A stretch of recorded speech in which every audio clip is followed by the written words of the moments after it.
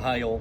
Um, this is a cautionary tale of what I experienced with KLM, which was horrific for the lack of a better word.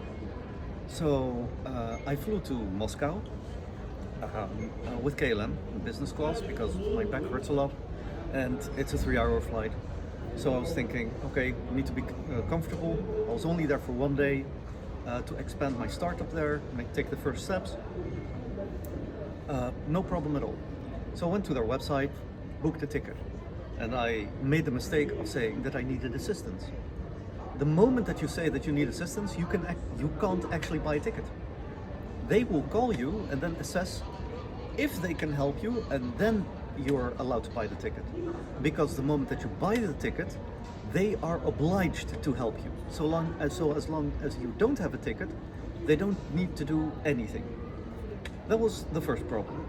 So eventually boarded, went to Moscow, and the next day I would be flying with my girlfriend who was there, flying in from Minsk. We would fly together back. Also KLM, so we were there on time, 45 minutes before the check-in counter closed. They reviewed my PCR test, everything was in order, etc, etc. Then my girlfriend, who had a PCR test that they didn't recognize because she came. Hello. Hi. Sorry, there was someone from the security who said I need to wear a face mask, and I asked, like, they're not keeping like 1.5 meters distance. Maybe she would be better served there, because right here around me, I can show you, there's like literally no one. So sorry for that interruption, but as I was saying, I was at Sheremetyevo, flying back with Air France-KLM, and everything was fine with me, but my girlfriend had like a PCR test done in Belarus, which was valid still because we were there only for one day, and she flew there the same day that I flew in. Only the guy from Air France-KLM said we don't accept Russian PCR tests in the Russian language. So he had an issue getting like the translation on his machine that it was also available in English. So at the end, it took us 45 minutes to get through the whole PCR thing while we both were negative to check in. So the moment that we checked in, or we tried to check in, another guy came from Air France-KLM who was like, no, you have a wheelchair, you need to apply for assistance first, otherwise we cannot check you in. And I explained to the guy, I never need assistance. The only assistance I need is for them to take my wheelchair with me. And I only carry one piece of my bag right there. So in every type, Ryanair, EasyJet, Etihad, Qatar Airways, with no one it's ever a problem.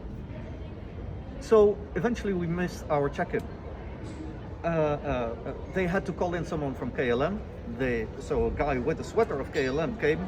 They explained to him the situation, and what he did then was really surprising to me, because he just turned around and walked away. He didn't talk to us at all.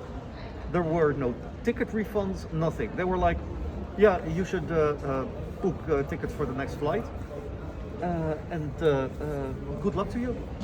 Even though it was his fault that we missed the plane. So the next day, I had tickets through American Express, through Aeroflot, the Russian airline. And it was a complete different experience. In total, we paid, instead of the business class tickets of 1,211 euros each, I paid 140 euros. We had better seats than the business class of KLM. And they didn't make any issue out of the assistance or anything.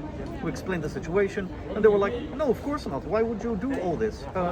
Please, welcome, and let us help you any way we can. So we're finally back in the Netherlands. And I know one thing for sure, let this be a cautionary tale. If you fly KLM, don't expect any better service than, Ryanair or EasyJet at their worst. I hope this helps you, especially if you're traveling and you have a disability and you have huge time constraints, because, yeah, for me it was all business.